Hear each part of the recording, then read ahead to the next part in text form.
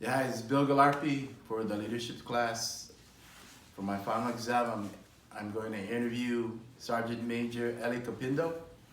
He's going to talk a little bit about himself, and then we'll get right into the questions, okay? This is Sergeant Major Eli. Hi, Sergeant Major Capindo. Been in the Army for 19 years now. I am in the U.S. Army. I am currently stationed in Joint Base Lewis McChord. Currently serving as the Operations Sergeant Major for the Triple Nickel Engineer Brigade. We're going to go right into the questions.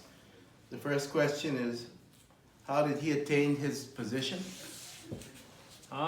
So in the Army, they promote you based off of potential. So as you move up in the ranks, you're recommended based off of your potential. So I believe that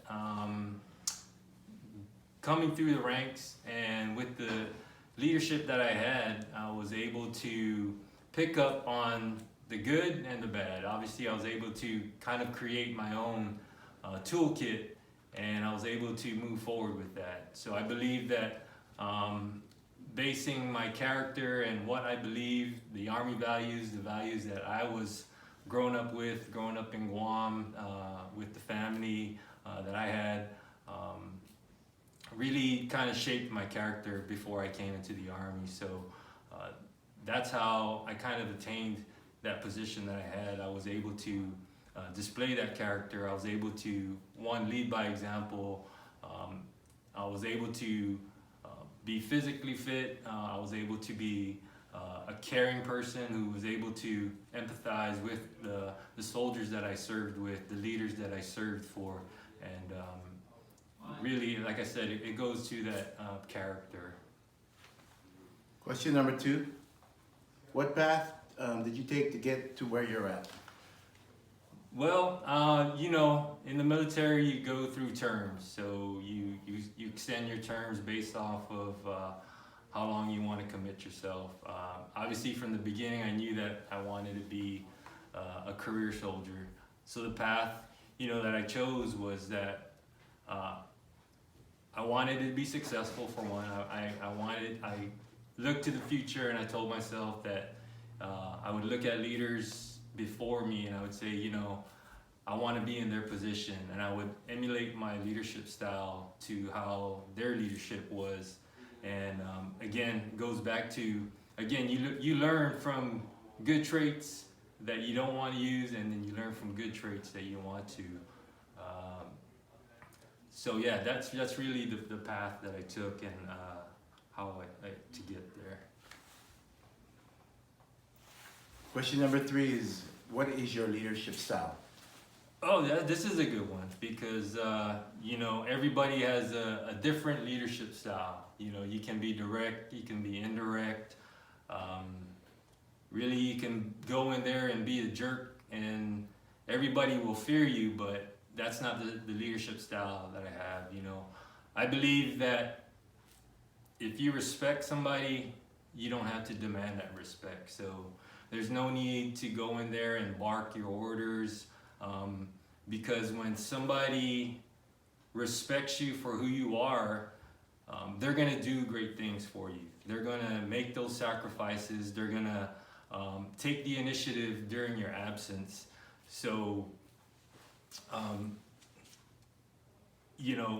that type of leadership style to me, growing up, has been a really important one, is really leading by example, getting up there, displaying your confidence, being confident about what it is that you're doing, and also not being afraid to learn from the younger generation.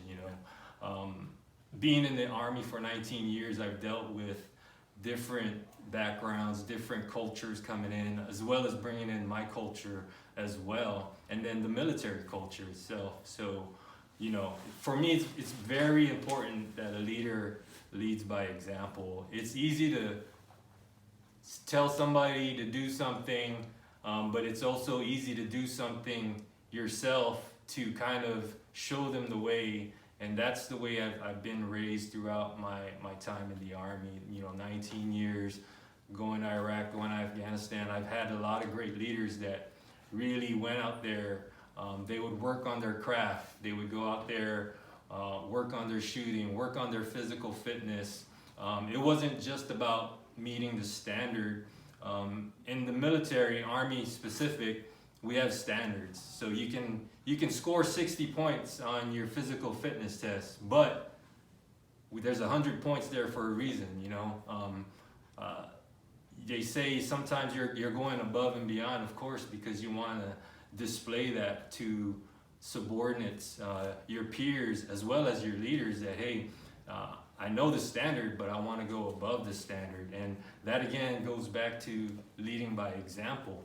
So that type of leadership style, I believe, is probably one of the best ways to lead a formation, an organization, because if you're not visible and you're not out there getting it with the rest of the soldiers, again, you go back to that respect. When they see you out there getting after, they're like, man, you know, Sergeant Major's out there, or my first sergeant's out there, my NCO's out there, my leader's out there.